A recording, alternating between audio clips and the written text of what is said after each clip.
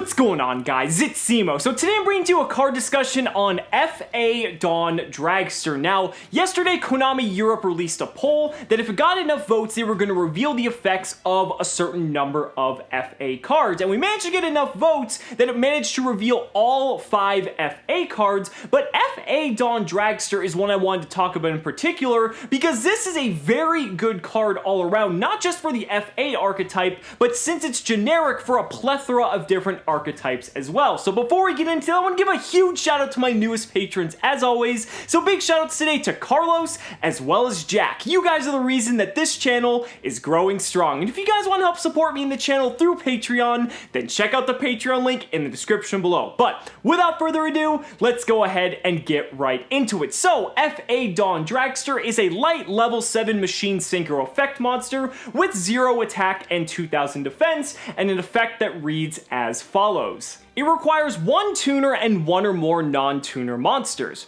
Gains attack equal to its level times 300. If this card attacks a defense position monster, inflict piercing battle damage. Each time an FA spell or trap card or effect is activated, you can increase this card's level by 1.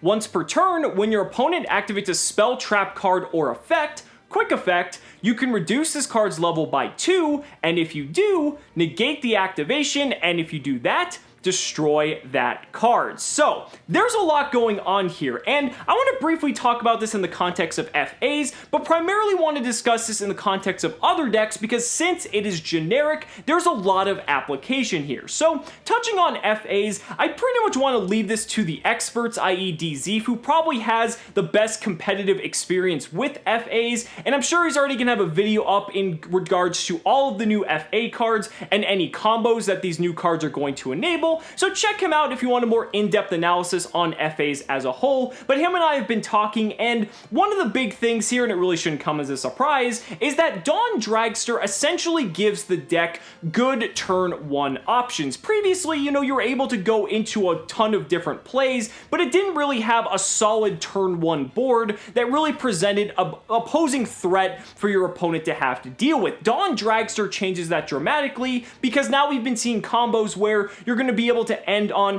essentially a Whip Crosser, which essentially is Dark Law, in addition to Dawn Dragster, which negates a spell or trap card your opponent may play. And if I told you if you were playing heroes, if you could have Dark Law face up on the field with a card that can negate spell or trap cards, I think a majority of us would say that's pretty damn good. So that's pretty much all I have to say in the context of FAs, but I want to move the conversation to all the other decks that are able to play Dawn Dragster. And the reason for that is not only because it's a level 7 generic synchro, but mainly because it's level 7, and that means Destrudo is going to have a fucking field day with this card. Destrudo that basically is played in so many different decks that if your deck already includes Destrudo, you now have a very solid turn 1 option to go into. I think that was one of the biggest problems with any deck running Destrudo, is that your go-to options were cards like Ancient Fairy Dragon, which was nice, but sometimes, if you already have your combo pieces, if you happen to draw the Destrudo or any of your cards to enable it, like Foolish Burial or Dragon Shrine,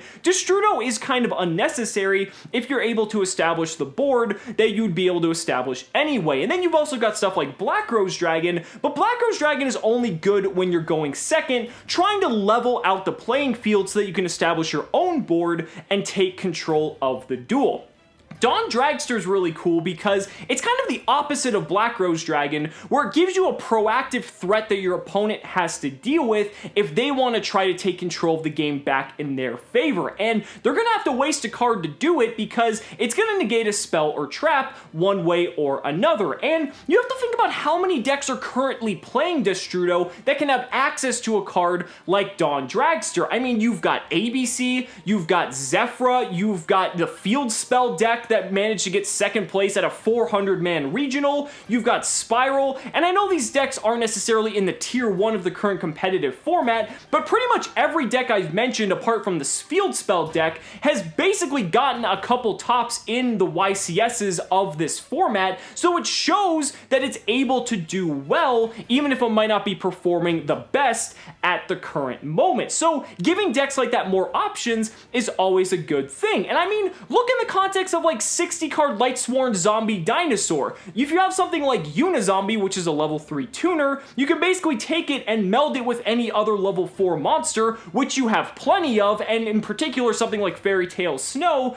and now you're able to just supplement your board, which is already going to be crazy because you're playing a 60 card deck like that, which has one of the highest ceilings in the game, with a card like Dawn Dragster, which just adds another layer of negation in addition to everything else your board is capable of producing. Hell, Pendulum Magician could play this if they wanted to, because you can take any of your level 4 Pendulum Magicians and sync it with one of the level 3 tuner hand traps that you might be playing, like Ash Blossom, Ghost Ogre, Ghost Reaper most notably, because if you're going first and you happen to have a Ghost Reaper, it's pretty much going to be a dead card because you want to establish a board. So by being able to convert something like a Ghost Reaper into a spell or trap negator, and that's going to supplement the rest of the negations on your board, like Vortex Dragon, maybe a couple Jackal Kings, or Naruto, just all the different things that Pendulum Magicians are able to just vomit out onto the board, that's a very, very strong card for any deck looking to do something like that.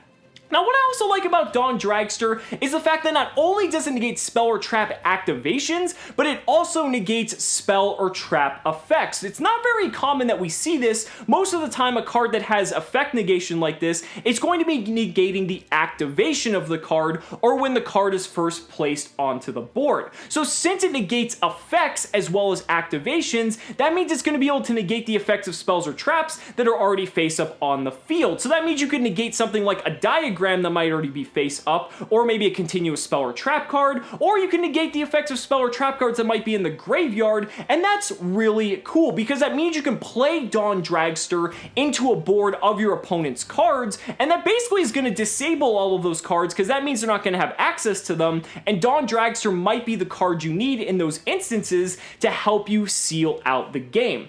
One other cool thing about Dawn Dragster is the fact that it's a soft once per turn, which means if you have multiple Dawn Dragsters on the field, you're going to be able to negate multiple spell or trap activations or effects. Also, you could say maybe if you have one Dawn Dragster, you negated the effect with something and then it gets destroyed. If you resurrect it in the same turn, it's going to be turned back on again since it's a soft once per turn, which means you're going to be able to negate another card as well. So that's pretty cool. It's not going to be too common unless you're playing some crazy turbo level 7 Synchro deck, which I don't think is going to be too common, and I don't think anyone's going to design that solely for the purpose of this card, but it's just something that you could do if you happen to be playing multiple copies or find the purpose or the use of supplementing your extra deck with multiple copies of this card. Now, with every card I discuss, I do want to talk about the downsides as well, because this card does have its downsides. I think the biggest, most glaring con that this card has is the fact that it does not negate monster effects. Now, the reason I say this is because that's a really big deal. Monster effects are probably more prevalent in general than spell or trap effects, and they're going to have a much higher impact on the board. Now, when you look at the spell or trap cards you can negate, these are cards that are going to completely turn the game around in one player's favor. You've got the board wipes like Regeki, Dark Hole, Interrupted Kaiju Slumber, Evenly Matched. I think that's a really big one that anyone would be looking to protect their board from. But then you've also got the cards that are incredibly powerful starter cards like That Grass Looks Greener, Left Arm Offering, Brilliant Fusion, 1-for-1, the Draw Power, Card of Demise, Pot of Desires. These are cards that this is a very valid targets that you would want to be negating with Dawn Dragster. However, you have to think about all the other monster effects that this card can't negate. I mean, this card can't really stop a Masterpiece. It can't stop a Vortex Dragon.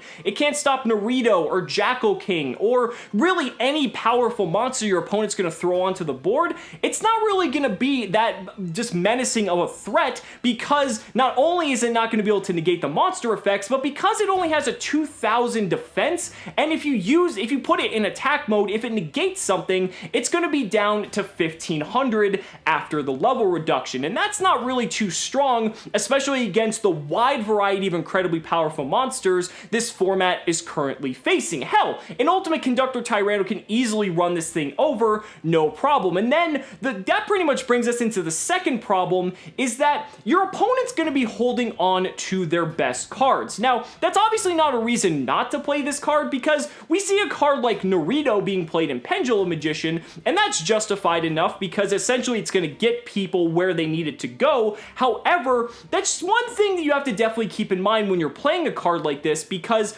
if your opponent knows that you have this card, it's a visible threat on the field, and they're going to be playing their lesser impact cards to try to bait out the Dawn Dragster, and as soon as they bait that card out, or they're able to get a monster that's big enough to run over a 2000 defense body, which should not be too difficult for a lot of decks to do, then they're going to be able to play that grass, they're going to be able to play that left arm offering, and that's when things are going to swing back in favor of your opponent. So it's something you definitely have to keep in mind, because as a standalone card, it might not be that good in that respect, because if you don't have other cards to help supplement it and maybe protect it from monster effects, it might not be enough on its own to really get you there. However, if you have it in tandem with other negations or other high impact cards on your field, then Dawn Dragster might be the card that you're looking for. Like I said, I think my favorite part about this card is that it gives a nice turn 1 option to any deck that includes Destrudo, apart from Ancient Fairy Dragon, which really was more so of a combo extender than an oppressive threat on the board that your opponent has to deal with. And I think that's really cool, and it just adds a new layer of complexity to any player who's looking to incorporate Destrudo into their deck. But guys, those are just my thoughts. Let me know down in the comments what you guys think about FA Dawn Dragster as a whole. I'd really love to hear your thoughts. Guys, thank you so much for watching the video. Be sure to like the video as always. Subscribe to the channel for more amazing Yu-Gi-Oh content. And if you found this video informative, consider backing me on Patreon, because just by pledging only $1 a month, you're investing in my ability to continue bringing you amazing Yu-Gi-Oh content. So thanks so much again, and we'll see you next time. 1, 2, 3.